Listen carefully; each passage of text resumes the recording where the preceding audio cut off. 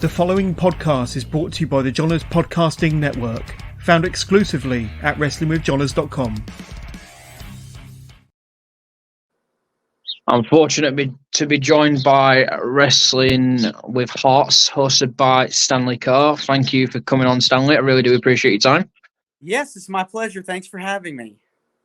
We first got in contact through Facebook, if that's correct. Yes. And I mean, I checked your channel out. You've had a look at mine. And do you know what? Like I mentioned before we went and started recording, listening to some of your podcasts on the way to work, because I travel half an hour, and do you know what? Time flies by when you're listening to it. And there's some of the guests you've had on. I'm quite impressed, man. Thank you. Who's been your favourite? Oh, man, I've had so many people. We talked about Terry Runnels earlier. She was awesome to talk to. Got to interview Stevie Ray of Harlem Heat back in the WCW days with Booker T. I interviewed Al Snow. I've interviewed Devon Dudley. Just a handful of people. Victoria. Wow. So just incredible, getting the chance to talk to those guys. Just Incredible is another one. Yeah. Speaking of Is there anyone that you haven't that you want to get your hands on or interview? Man, there's a lot of people I'd love to speak with, man. Just so many talents. And that's the thing, we're all doing this, we're all in the same game together, the podcast game, trying to, boost our content up, get our likes up and everything like that. So there's so many people. I mean, Mick Foley would be a great guest. Angle, Trish, just a lot of people, man. So many people. It's just a matter of when and not if. That's literally right with what you're saying. And the thing is about podcasts, I don't know about you, but one thing that I've got to learn over the last year that I've started to do it is you reach out to so many people. And when you start, obviously, the podcast up, you've got to have that one person to take a chance on you, to like start it. And then the more podcasts you do, the more your name gets recognized. Some people don't want to do it with you. That's what I've had. Yeah. And with me, it's like with Wrestling with Heart, I want this to be more than just a podcast. Like I just now, I'm going to be on the radio here in the US, with a station in Atlanta, near Atlanta, Georgia. And so I want to grow, I've got a radio background. I've been doing radio now for almost 10 years. And so, one of the goals I had, to work in radio is to become syndicated.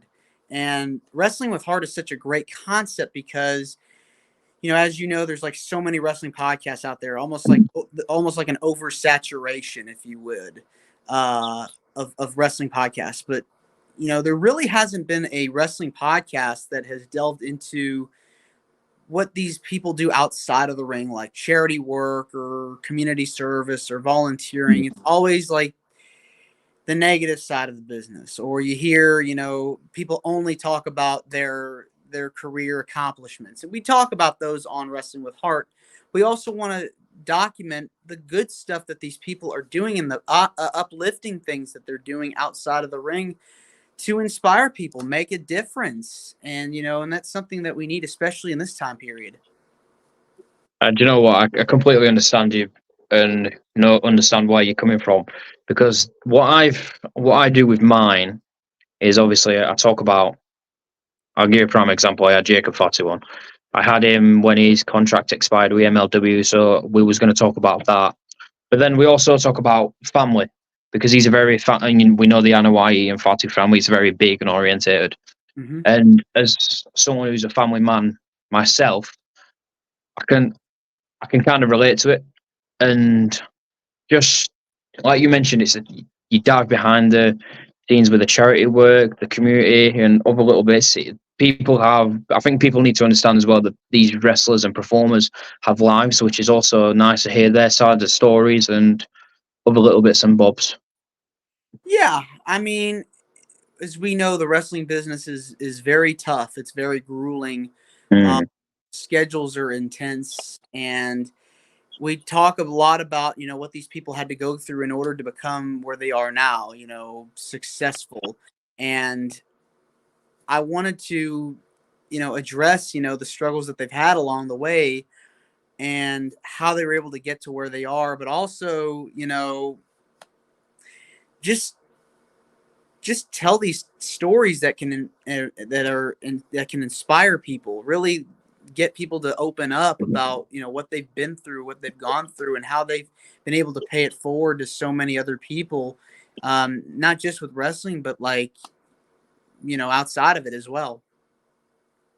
Yeah, and like you mentioned, we don't see much of that, with podcasts. No, it's it's different, and I've had a lot of people tell me, what you're doing is really great, with talking about this sort of thing, charity work, helping out with the food drives or raising awareness for cancer, foundations, just a list of things that these people have done to help someone that's going through something, paying it forward, making a difference in someone's life, because there's nothing like it in the world. I had on Elijah Burke a while back, and he was talking about starting up his charity called the Love Alive charity, because not a lot of people are able to have shelter and food. And, there's kids out there that are going through hard times, and they need somebody to look up to when they're struggling. Yeah, I mean, I watched a lot of your videos, from when we started speaking, and you commented on one of my things on Facebook, and then, things went from there, and then now we're here. I mean, like I mentioned a minute ago, I watched so many of your videos now. I've lost count. Like I watched the one with Devon. I watched the one with Terry Runnels, as we spoke about. I watched the one with Candice Michelle. Just driving in the car, like when because I think I can relate, like when you're driving and you hear something, instead of it just being music, it's like you hear it more, like, because you're just in that little space. And what, through with some stuff what you were saying on the podcast that you've had, like Candice Michelle, some stories what she would tell, and it's just remarkable. And I really do think what you're doing and the content that you are producing is top notch, and it is up there. Thank you. So kudos to yourself, Stanley. Thank You're you. doing a good job. I appreciate it. What age would you say you started getting into wrestling?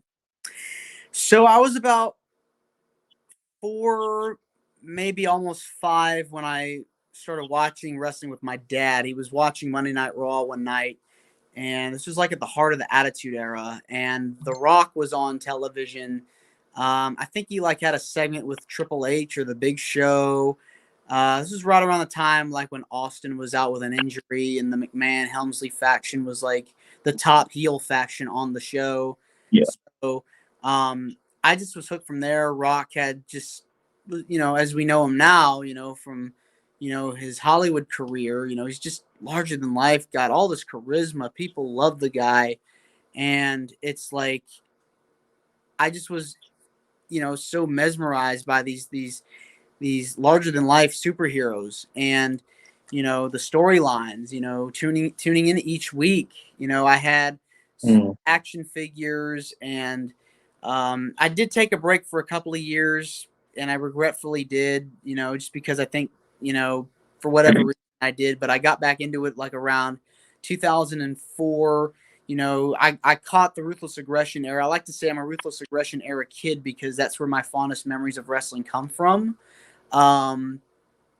So, early John Cena, Dr. Thugonomics, Kurt Angle, Eddie Guerrero. I mean, when he passed away, I was devastated. I actually watched the A&E documentary on him that came out the other night, and it was like they brought him back to life for those 2 hours, just because of how, they took footage that apparently wasn't aired before, that they recorded 20 or so years ago, and they put it on, and it was just unbelievable, to see Eddie Guerrero, document, what he went through, his struggles, fighting off those demons, to what he, making it to the top and becoming champion. I mean, that's a dream we all could wish we could have, because, not everybody can say that they were the world champion after going through, just, tough times like that. But I was into a lot of the ruthless aggression era. My first live event I attended, I was 9.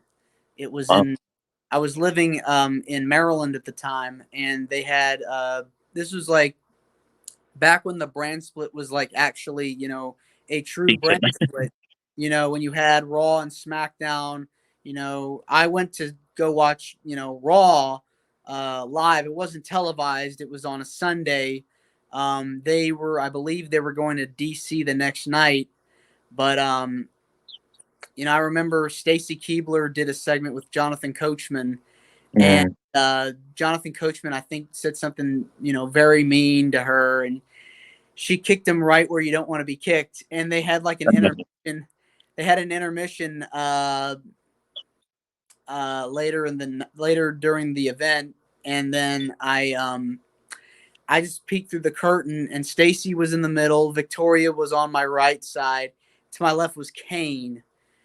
And Kane was really serious. I was this 9-year-old kid. I was just, I was just curious to see what was in this tent, because it wasn't a televised event. It was just, it was like, I couldn't put 2 and 2 together. I was just this curious 9-year-old just to see what was in that tent. They had a merch table not far away from the tent. So I saw Stacy, Victoria, and Kane. Kane was making this really serious face, and I just went, "Hi, Kane." And then I just got yanked by my dad. It was just hilarious. But yeah, man. I mean, that was a really good, those were some good times, just going to shows. And I went to my first WrestleMania a couple of years ago, seeing Stone wrestle Kevin Owens. I actually went back, a couple of months ago to Mania in Philadelphia. Saw The Rock wrestle with Roman to take on Cody and Seth. That was a really good show. I enjoyed seeing that, and maybe I'll attend next year. I don't know yet, but I plan on definitely going to another Mania in the future. Those are just great events to go to. Yeah, I mean that's one of my plans. Obviously as a kid, you always dream of going to WrestleMania. I find as it's hosted in America, for people internationally and stuff, it's a little bit harder but as soon as tickets go on sale, they're gone. Do you know what I mean? Yeah, I mean, I think this past Mania, saw a lot of tickets go up for grabs too. Yeah, there's a lot of talk of maybe a couple of years it bringing to the UK. Could you see that happening? Anything is possible. I mean, you're seeing a lot of live events now go to overseas. I mean, Backlash was held in France. They just had an event in the Middle East, Saudi Arabia, and I think they're having an event in Germany, I think, later this year. So yeah, who knows? Scotland, that's got a show coming up there. So who knows? Never say never. Yeah, I mean, it'll be good. I think so. You mentioned Eddie Guerrero, and do you know what? I was 6 when he passed, but growing up and I was watching his content and stuff, and I've been very fortunate to meet Chavo, so that's the closest I'd ever get to meet him. Yeah. And just I haven't had a chance to watch the Eddie documentary yet, but like you mentioned, obviously great because he's Eddie Guerrero, and he was one of them characters and just nice guy. Anyone you speak to, everyone who I've spoken to, when I've been to like Comic Cons or conventions, or I've met the wrestlers. I spoke to Shelton Benjamin. I've spoke to who else have I spoke to? I spoke to Mark Henry. Spoke to Billy Gunn. I spoke to Jeff Jarrett. They all said Eddie Guerrero was larger than life, and I don't think you could put it any other way. No, I mean, and I think he loved to perform. It wasn't just about being a wrestler. He also had a character. The whole lie, cheat, and steal. I mean, that got over like crazy. I mean, everybody loved seeing his antics and what he was going to do next. Even as a heel, he excelled. Like his feud with Rey Mysterio. I mean, through that summer, a series of matches. I mean, those are pretty intense matches, and it had a story behind it because it was about, Eddie had this obsession. He couldn't beat Rey Mysterio, and in the end, he did.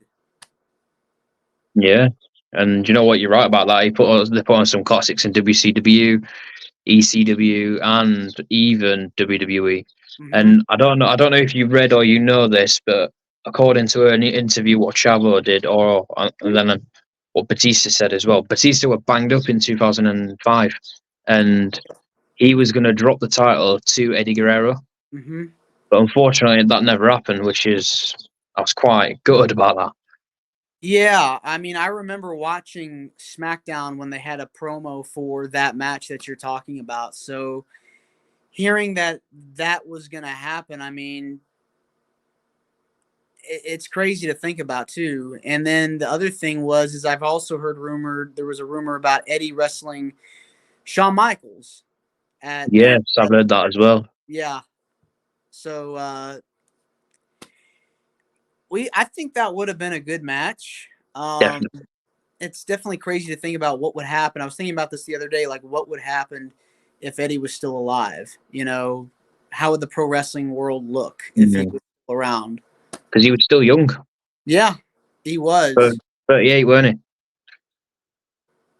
So he would have been fighting, I reckon, until at least the early 2010s. Yeah, he would have still wrestled up until that time period. Like 2014, 2013, possibly even longer. Look at Chris Jericho. Mm-hmm. He's still going, and he's only 53. It's unbelievable, I mean, Jericho's had a heck of a career. I mean, also too, the thing about Jericho is he's taken so much time off. He's got a band and he's done some acting, and so I mean that's probably helped his longevity. But you're right. I mean, he has still, I want to see he's like the last one left, really, of that group that's still not only still alive but is still doing it. Yeah, Sting's just recently hanged his boots up. Yeah. Yeah, you could call it who's doing it full time. You can say that not Sting, Chris Jericho. You can say him. He's the one that's properly doing it full time. Yeah. You've got the odd reps. Sorry. Because I think that he, out of that group of like Jericho and Benoit and Guerrero, Malenko, he's like the last one that's really there doing it. Oh, you've got Rey Mysterio. So him and Rey Mysterio that are still doing it. True. Yep. Ray's still there. And I mean, of course, I enjoy, his son wrestling too, seeing Dominic really become a character and evolve. And I'm curious to see what his future is going to look like in the next year or two. Cause I think like he's such a great heel. And I think for him to shine on his own without a group, I think it's inevitable. Yeah. I mean, the match that he had with his dad at WrestleMania, unbelievable. Mm-hmm. And the way he come out in the cuffs, it was just like, you can't picture it. One of my favorite things of WWE at the moment is the Judgment Day, and it's just very shame that Dom got hurt and Rhea did. Yeah. I think that both Dominic and Rhea are bona fide stars that I think if there's anything, people can say about Judgment Day is that it helped those two really get over and shine through. So I'm hoping that when the group does split, the both of them are able to succeed as singles competitors. Yeah. I think, obviously, apart from the bloodline, I do think that Judgment Day is one of the hottest and the best things in WWE right now. Yeah. And personally, obviously, you've got JD, you've got Damian Priest, you've got Finn Balor, obviously, you've got Rhea Ripley, and then you've got Dom. I would personally keep Carlito in the group. Yeah, I mean, I think that like they're gonna have to do something with making Carlito a strong asset of the Judgment Day. If they're really seriously considering putting him in as a member. Hmm. So the question for you is: can you see Damian Priest retaining in Glasgow versus Drew McIntyre? I think he's got a strong chance to. I think if he does lose the title, I would say SummerSlam. Yeah. That's my opinion. I think that Gunther, either Gunther or Drew, deserve to be the champion. So I could see Gunther dethroning Priest at SummerSlam. I can see that. And I think I read something the other day that obviously Gunther, the amount of time that he's been in WWE, he's been more time champion than he's been without a title. Do you know what I mean? Yeah. I don't know. It's like they'll have to really, because he's a big dude. I mean, he really is an incredible athlete. So I just think that they'll have to figure out a way to,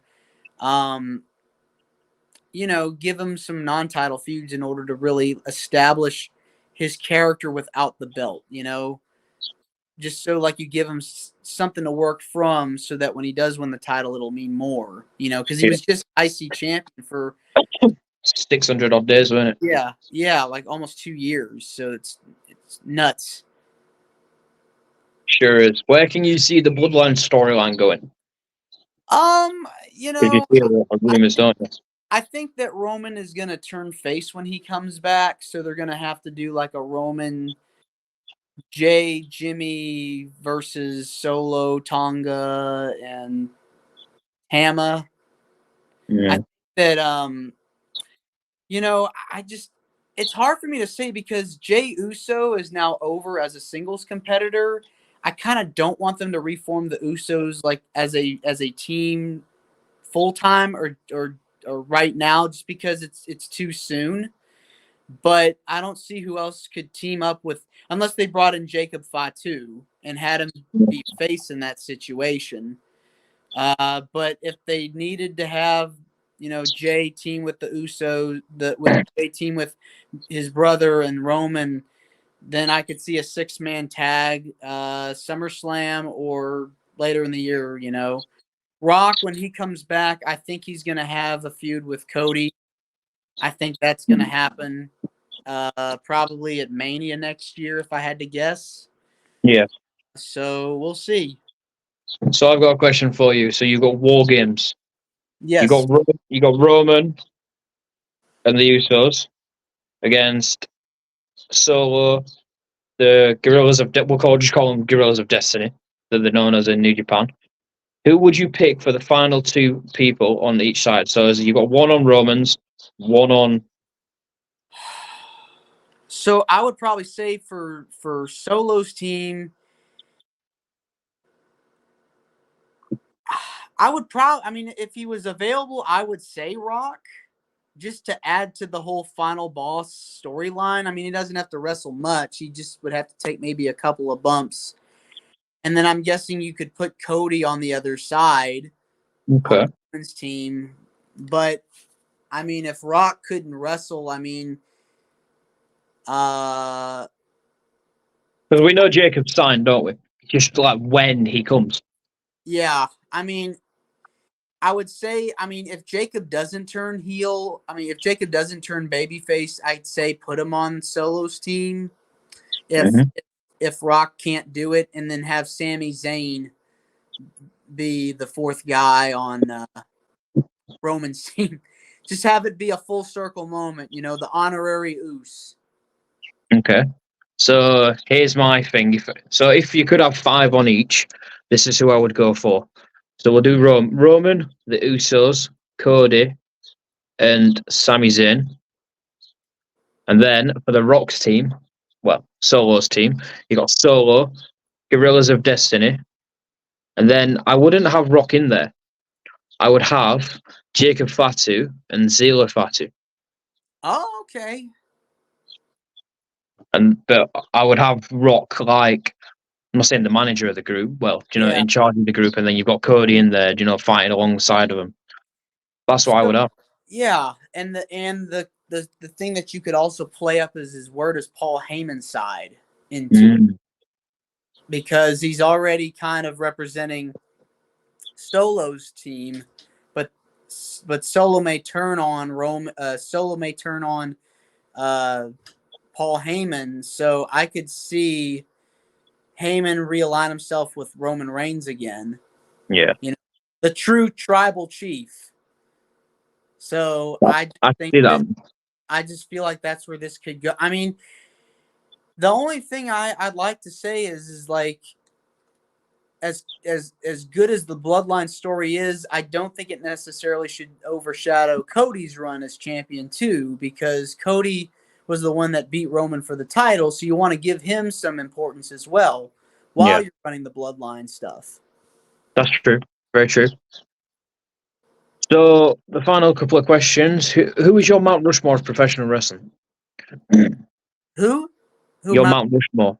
My Mount Rushmore. Okay, so I would say for my Mount Rushmore, I would probably say Rock would go on there. I would say Austin, Hogan, and I'd say Undertaker, with John Cena as an honorable mention. Awesome. I like it. What would you say you have coming up for the Wrestling with Heart? What's coming up in 2024? What's the plan?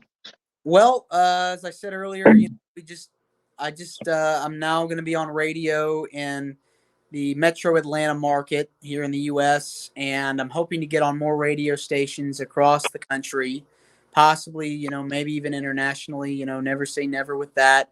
I'd like to turn my interviews into books. I'd like to get a couple of books made on my podcast, and showcase some of the people that I've interviewed, I've had on so far, and I just want to grow it and get as many people that want to do it as possible. I mean, the big names and the indie names, I'm trying to really cultivate a following with it, and make this a podcast that people want to be on, because as I said before, there's so many wrestling podcasts out there, but there's really not a lot of them that deal with, helping people and giving back to your community, doing community service, charity work, because it's that human element, that a lot of people, don't really think about when it comes to professional wrestling. So there's a lot that I want to do with this, not just make this a podcast, but also make this into a brand, that people can check out. And you know what, mate? Like I said to you earlier, your product's good. I like your interviews, and the future's bright for yourself. You're doing amazing with what you're doing. Keep it up. Thank you. And we will I'll definitely have you on later in the year again. Love to. Thank you. Where can people find you?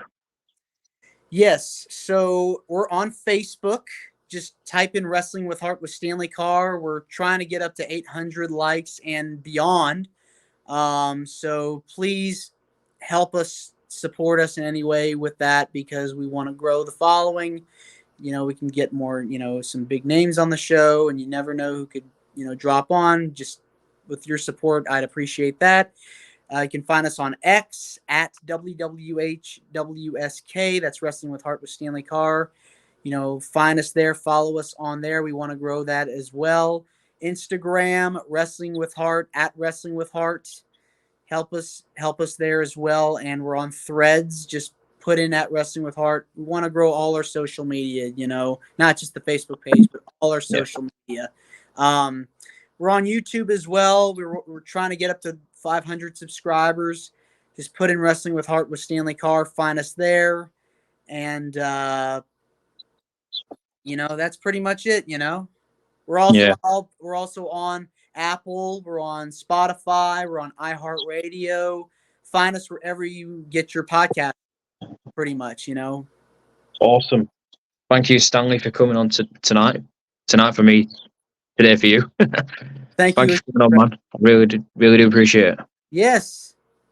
Thank you. Take it easy, man. You too. Bye-bye.